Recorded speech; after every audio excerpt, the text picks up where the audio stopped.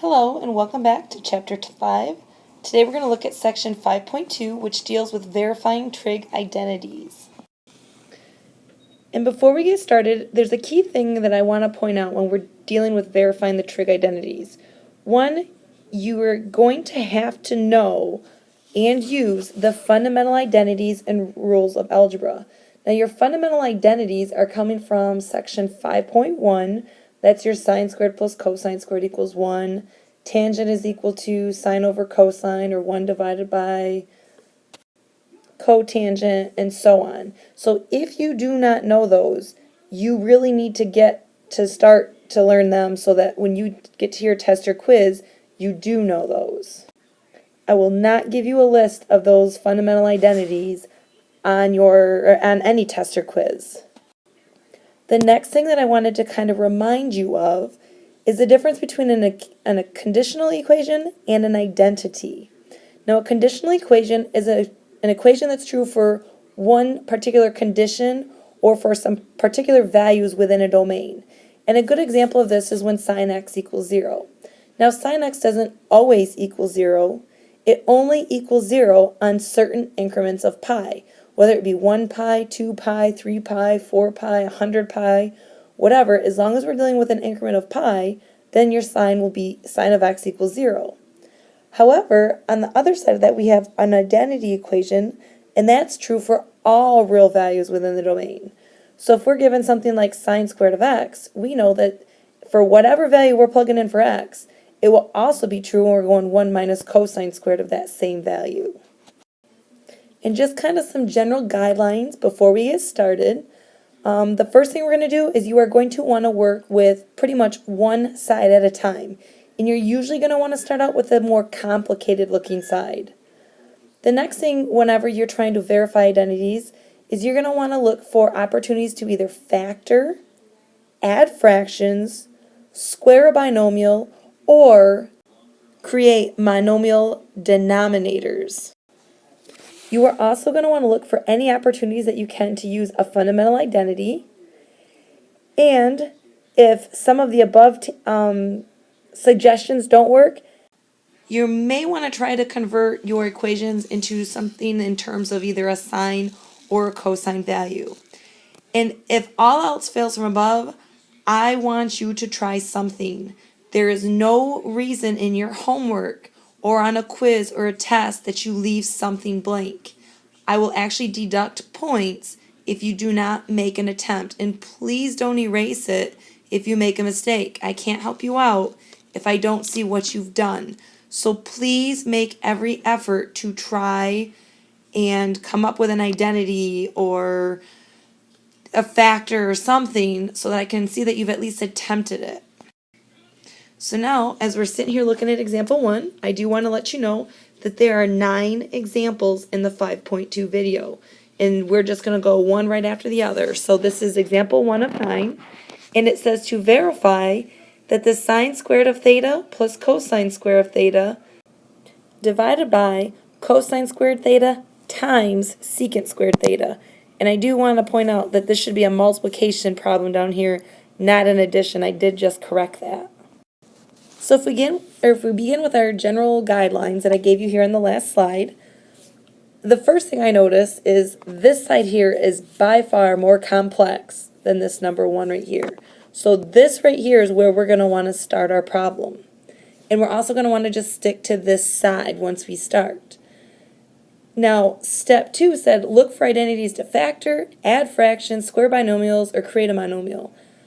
I don't really see anything or any reason to do that right now, but I do see a need to use a fundamental identity.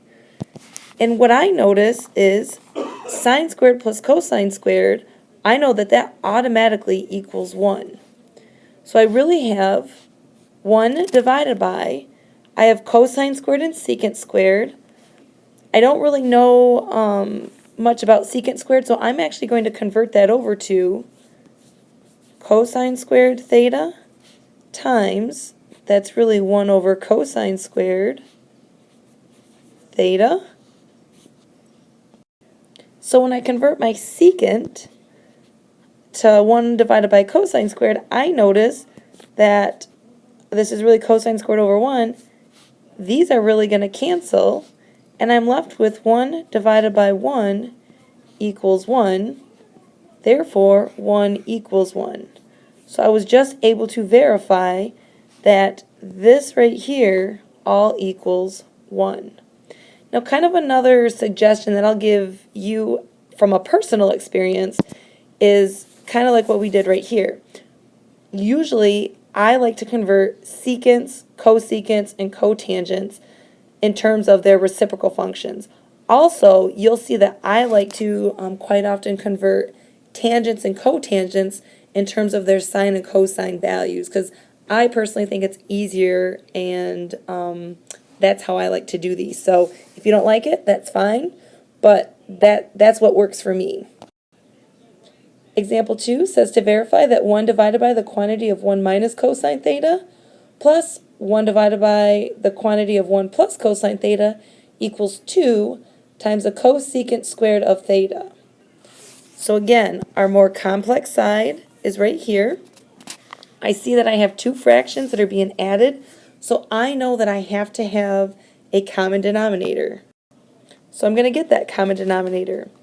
My common denominator then is going to be 1 minus cosine theta times 1 plus cosine theta, and I'm going to have to multiply this one right here by 1 plus cosine theta, I'm sorry, this numerator. So I have 1 plus cosine of theta plus, and then I'm going to have to multiply this denominator by 1 minus cosine, which means I also have to multiply that numerator by 1 minus cosine of theta. And I'm hoping that this gives me 2 times the cosecant squared of theta. So now when I simplify, I have a positive cosine and a negative cosine, and I'm left with 2 in the numerator. And if I FOIL out my denominator, I end up with 1 minus cosine squared of theta. Well, 1 minus cosine squared, and you may kind of off to the side want to rewrite this. So this is really 2 times 1 divided by sine squared theta. So 1 minus cosine squared theta is really sine squared. So I can rewrite this as 2 divided by sine squared of theta. And 2 divided by sine squared theta can really be rewritten as 2 times 1 divided by sine squared theta, which is the same thing that's up here. So that must also equal 2 times the cosecant squared of theta. So I was just able to prove or verify that those two equations are equal. Okay, example 3 says to verify that secant squared x minus 1 times the quantity of sine squared x minus 1 equals a negative sine squared of x. My more complicated side is probably this right here. Well, secant squared of x minus 1, if you think back to your trig identities, is really tan squared of x. So we have tan squared of x times sine squared of x minus 1. And if I rewrite tangent in terms of sines and cosines, I really have sine squared of x divided by cosine squared of x. And I'm going to multiply that by sine squared x minus 1. Now, when I look at this side right here, I can't really gain anything yet, because if I distribute this sine squared, I'm going to end up with a sine to the 4th power minus a sine squared. It's not really getting me closer to this, but what I do notice is I have cosine here in the bottom, so if I could get a cosine up here, then I may actually stand a chance. And because I have a sine squared and a 1, I know that sine squared and 1 is actually at least on the right path to getting me a cosine, because sine squared plus cosine squared equals 1. So I can actually replace this right here, sine squared, let's write this up top. We have cosine squared x plus sine squared x equals 1. So if I go sine squared x minus 1, that's going to give me a negative cosine squared of x. So I can replace this with a negative cosine squared of x. And I'm really multiplying that by this sine squared x divided by cosine squared of x. Now, all of this is really over 1. And I have my cosine squared x in the bottom and in the top. So that's going to give me this negative that's still hanging out right there. And then I have sine squared of x. So I just verified that the two sides were equal. Example 4 says to verify that the cosecant of x minus sine x is equal to the cosine of x times cotangent of x. And honestly, in this one here, this may be the more complex side right here just because of the subtraction and having a fraction here. But I could see if you wanted to start there too. On this one, it probably doesn't matter. I'm just going to start out right here. So cosecant, I'm going to convert over to 1 divided by the sine of x minus sine x. I'm going to go through and get a common denominator. My common denominator is going to be sine of x. So I have 1 minus, well, I'm going to have to multiply this here by sine x. So I'm going to end up with sine squared x. And hopefully by now you're kind of starting to see a pattern. 1 minus sine squared x is really equal to cosine squared of x divided by sine x. Well, I can break this apart into the cosine of x all over 1 times the cosine of x divided by sine x. Now just so you can see where I got this, cosine times cosine is cosine squared. 1 times sine x is sine x. So now, if I rewrite this, I really have cosine of x divided by 1 is cosine of x. Cosine divided by sine is really the cotangent of x. So again, I was able to verify. Example 5 says to verify that the cosine of beta plus cotangent beta is equal to sine beta divided by the quantity of 1 minus cosine. And I hope you agree, but I think a fraction is probably a more complex piece than an addition piece. So I'm going to start out on the right-hand side. And in this case, sine beta and cosine beta are pretty similar. I can't do anything with a 1 minus cosine beta because cosine's not squared. So in this case, I think what I'm going to do is I'm going to start out with that sine beta over 1 minus cosine beta. And I'm going to try to get my denominator down to a monomial, or one term. And I can do that by multiplying by what's kind of like a complex conjugate. But I'm going to multiply that by 1 plus cosine of beta divided by 1 plus cosine of beta. So I don't know if you remember doing this in 5.1, but if I multiply these two things together, my middle term will cancel, and I'm going to end up with a 1 minus cosine squared, which I know I can call sine squared. So when we simplify, I end up with the sine of beta times 1 plus cosine beta divided by 1 minus cosine squared beta. So I know that 1 minus cosine squared can actually be called sine squared. So this is going to give us the sine of beta times 1 plus cosine of beta divided by sine squared beta. And I want to make a quick correction just for your notes. This right here should actually be cosecant beta, not cosine beta. I do apologize. I think my spell check reverts it back to cosine. So anyways, to continue on, what I'm going to do at this point in time is I'm going to allow one of my signs to be canceled out in the denominator with the numerator. So then I'm left with 1 plus cosine of beta divided by sine of beta. And now because I have one term in the denominator, I can actually break this up into two fractions.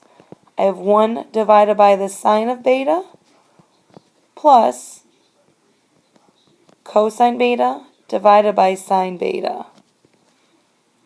So now when I simplify that, 1 divided by sine is really cosecant beta, and cosine divided by sine is really cotangent of beta. So you'll see that this actually equals this up here. Now on example 6, I have two what I would consider to be more complicated sides. I have the tangent squared of theta divided by 1 plus secant theta equals 1 minus cosine theta divided by cosine theta. So in this case, I think what I would do is I am going to break it down, see if I can simplify the left side. If I can't get exactly what the right side says, then I may end up simplifying the right side too. But I am going to start with the left-hand side because that looks to be a little bit more complicated. So tan squared theta is really equal to, one of your fundamental theorems says it's equal to secant squared theta minus 1 divided by 1 plus secant theta. Well, if you notice, this is a perfect square and this is a perfect square, and they're being separated with a difference. So you can rewrite this, and let me write this down that this is the left side. So we can rewrite that as secant theta minus 1 times secant theta plus 1 divided by 1 plus secant theta. Well, 1 plus secant theta and secant theta plus 1, these are really the same thing, so those are going to cancel. So we are really left with the secant of theta minus 1. Now secant theta minus 1 is really equal to 1 divided by the cosine of theta minus 1. And I'm going to stop right there because if I look at this right here, because I have a monomial in the denominator, I can rewrite this real quick as 1 minus cosine theta minus cosine theta divided by cosine theta. So if you simplify this, you have 1 divided by cosine theta minus 1. Well, this is equal to this. Therefore, these two equations are equal. Now, if you don't like solving on the right side too, you could go ahead and get the common denominator here, and let's just work this out. So if you have 1 divided by cosine theta minus 1, you're going to get a common denominator, which gives you 1 divided by the cosine of theta minus cosine theta divided by cosine theta. And this will give us 1 minus cosine theta divided by the cosine of theta. And this right here is the same thing that you have up here. So if you didn't like doing all this here, you could have come up with this same thing here. Example 7 says to verify that the tangent cubed of x is equal to tan x times secant squared x minus tan x. Well, the first thing I notice in this one, aside from the fact that this is probably the more complicated side, is I have tangents and secants. And I know that there's a relationship between the two, but I also want to get rid of either the tangents or the secant squared. And because there's only one secant squared and everything else is tangent, I'm probably going to convert that secant squared to tangent. So in order to do that, I am going to factor out a tangent because this term and this term each has a tangent. So let's factor a tangent of x out, and then we're left with secant squared x minus 1, and secant squared x minus 1 is really tan squared. So I have tan x times tan squared x. And this is really tan x to the first power times tan x to the second power. And remember, if we have the same bases, we take our exponents and add. So this is really going to give us tan of x to the third power, which is the same thing as tan cubed of x. So therefore, this is really equal to this right here. Example 8 says, verify the cosine cubed of x times the sine fourth of x is equal to the quantity of the sine fourth of x minus cosine sixth of x times cosine of x. And this time around, and again, it doesn't matter where you start, but I'm going to start right here. Because what I notice is I have cosines and sines, and I know that I have a cosine squared inside of a cosine cubed, so I'm going to actually factor that out. I'm going to go cosine squared x times cosine of x, because cosine squared times cosine is going to give me cosine cubed, times sine to the fourth x. Well, cosine squared x is really equal to 1 minus sine squared x. That's still being multiplied by cosine x and sine to the fourth x. And although I'm not 100% on, I at least now have a difference right here, which I have a difference here, and I have a cosine x outside and a cosine x right here. And again, I just noticed this here is supposed to be sine to the sixth. So let me rewrite all of that. So it should have been sine to the sixth x, not cosine. So what we're going to do is I'm going to leave this cosine outside, and I'm going to distribute the sine stuff on everything inside. So this is going to give me sine to the fourth x minus sine to the fourth times sine squared is going to be sine to the sixth x. Then I'm going to multiply by cosine x. So I get this right here is really equal to this up here. So now I'm going to verify cotangent to the fourth of x times cosecant x equals cotangent squared x times the quantity of cosecant cubed x minus the cosecant of x. So even though this side here is a little more complicated, right here, I think I'm going to start here. Cotangent to the fourth of x is really cotangent squared times cotangent squared. So cotangent squared x times cotangent squared x times cosecant x. I was able to obtain my cotangent squared x, which is what I have here. And now I just have to simplify this. Well, from your fundamental identities, we have cotangent squared. So let's rewrite cotangent squared x. Cotangent squared x is really equal to cosecant squared x minus 1 times this cosecant of x. So now if I distribute this onto both of these, we end up with cotangent squared of x times cosecant cubed of x minus cosecant of x. And that gives me the same thing as what I have up here. And your fun fact for today, which I thought this was kind of funny, if you don't get it, please let me know. But you have sine b divided by the tangent of b equals cos b. So if you don't get it, please let me know in class. Otherwise, I want you guys to have a good night, and I'll see you in class tomorrow. Thanks.